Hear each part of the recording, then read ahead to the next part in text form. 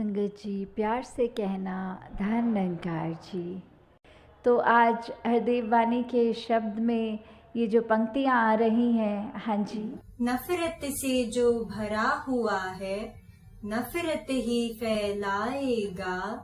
सच्चे दिल से कभी किसी को प्यार नहीं दे पाएगा। तो अगर ये दिखावे की भी बात आती है कि कोई इंसान अगर अंदर से पत्थर दिल है, एक उसमें सिर्फ नेगेटिव भावनाएं ही भरी हुई हैं, तो उससे ये उम्मीद करना कि वो एक हर एक तक प्यार पहुंचाए, तो वो कुछ समय दिखावे के लिए तो ज़रूर कर सकता है कि यहाँ अगर मैं एक अच्छा इंसान बनने का एक्टिंग कर लूँ कुछ देर, तो इससे मेरा ज़रूर फ़ायदा तो हो सकता है, सबकी नज़रों में भी ऐसे आ जाऊं कि हाँ एक अच्छे कर्म रहते हैं मेरे, एक अच्छी सोच रहती है मेरी।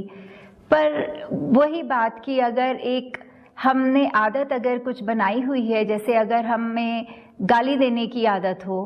तो फिर हम उसको कंट्रोल नहीं कर सकते। वो सिर्फ हमारे घर की चार दीवारों तक हमारी भाषा ऐसी खराब नहीं होगी, वो फिर हम बाज़ार जाएंगे तो दुकानदार से भी वैसी भाषा का प्रयोग करेंगे,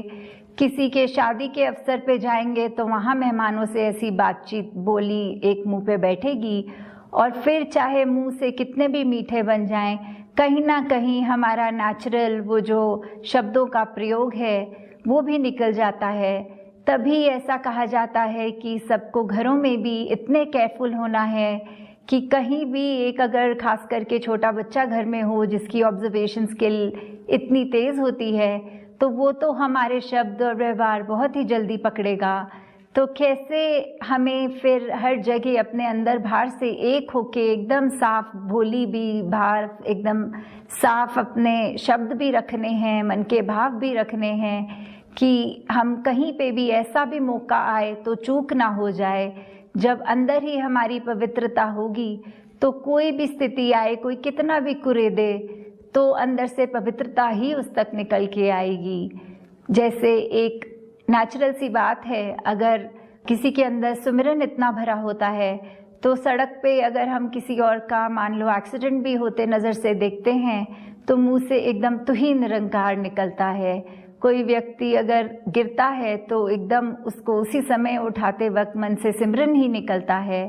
और यही अगर हमारी सोच विचार ऐसी हो कि किसी को देख के नेचुरली वो हंसने की बात या एक गाली की बात आए, तो फिर हम उस समय भी जब वो ज़रूरत है तो हमारे अंदर से फिर वो पावन पवित्र भाषा भी नहीं निकल सकेगी। हम फिर यही करेंगे कि एक दूसरे के लिए एक बुरी भाषा का प्रयोग करेंगे। एक जहाँ ये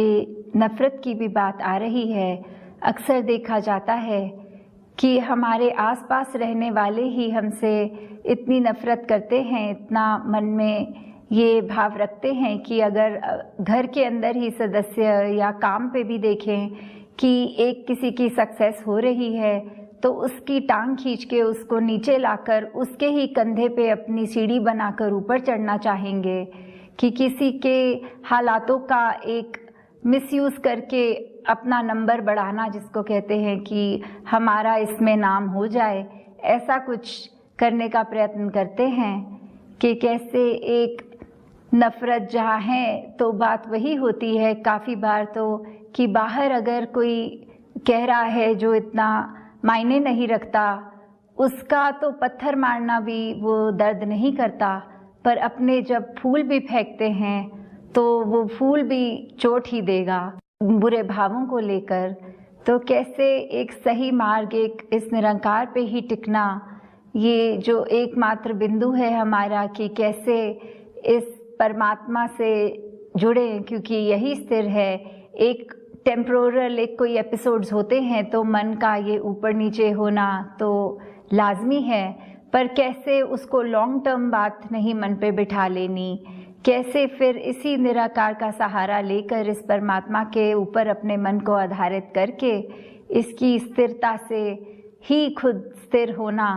और वही एक हमारे लिए सदुपयोगी एक जीवन भी हो जाएगा। ये मन एक